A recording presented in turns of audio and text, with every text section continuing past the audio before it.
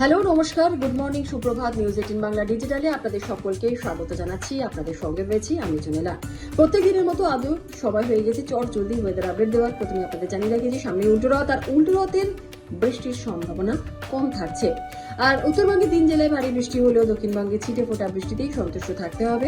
বজ্রবিদ্যুৎ সহ বিক্ষিপ্তভাবে হালকা বৃষ্টির সামান্য সম্ভাবনা থাকছে দক্ষিণবঙ্গে।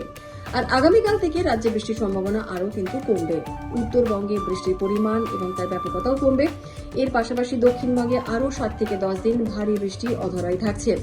উত্তর পূর্ব ভারতের রাজ্যগুলিতে প্রবল বৃষ্টি অনেকটাই কমবে, এমনটাই হাওয়া অফিসের সূত্রে জানা যাচ্ছে। সোমবারের পর পরিস্থিতি কিছুটা উন্নতি হতে পারে উত্তরবঙ্গের। মৌসুমী অক্ষরেখা দক্ষিণবঙ্গের ওপর সক্রিয় রয়েছে। ফের মৌসুমী অক্ষরেখা সরে যাবে বাংলা থেকে। আর এর প্রভাবে আজও বজ্রবিদ্যুৎ সহ হালকা মাঝারি বৃষ্টি হলেও ভারী বৃষ্টির কোনো সম্ভাবনা নেই দক্ষিণবঙ্গে। পশ্চিমের জেলাগুলিতে বজ্রবিদ্যুৎ সহ বৃষ্টির সম্ভাবনা আজ বেশি থাকছে। অবশ্যই কলকাতার আপডেট দিয়ে দিই। আজকে কিন্তু কলকাতাতে মেঘলা আকাশে থাকছে। আজকেও সামান্য বৃষ্টির সম্ভাবনা আছে কলকাতায়। বজ্রবিদ্যুৎ সহ হালকা মাঝারি বৃষ্টি হবে কলকাতায় এবং আগামী 7 থেকে 10 দিন ভারী বৃষ্টির সম্ভাবনা নেই কলকাতায়। বাতাসে এই মুহূর্তে জলীয় বাষ্পের পরিমাণ বেশি রয়েছে। বৃষ্টি না হলে আর্দ্রতাজনিত অস্বস্তি থাকবেই। আজ সকালে কলকাতায় সর্বনিম্ন তাপমাত্রা রয়েছে 28.3 ডিগ্রি সেলসিয়াস, যা স্বাভাবিক তাপমাত্রা থেকে 1.4 ডিগ্রি সেলসিয়াস বেশি রয়েছে।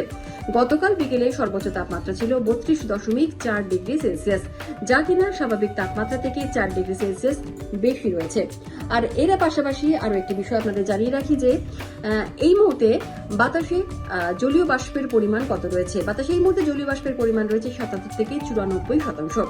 আগামী 24 ঘন্টায় কলকাতা শহরের তাপমাত্রা থাকবে 28 থেকে 33 ডিগ্রি সেলসিয়াসের আশপাশে। আর সামান্য বৃষ্টি হয়েছে শহর কলকাতায় গতকাল। মোটের ওপর হাওয়া অফিস এই আপডেট দিচ্ছে, সেটাই আপনাদের জানালাম। আপাতত শেষ করছি। ভালো থাকুন, সুস্থ থাকুন, সাবধানে থাকুন। আজকের দিনটা শুভ হোক।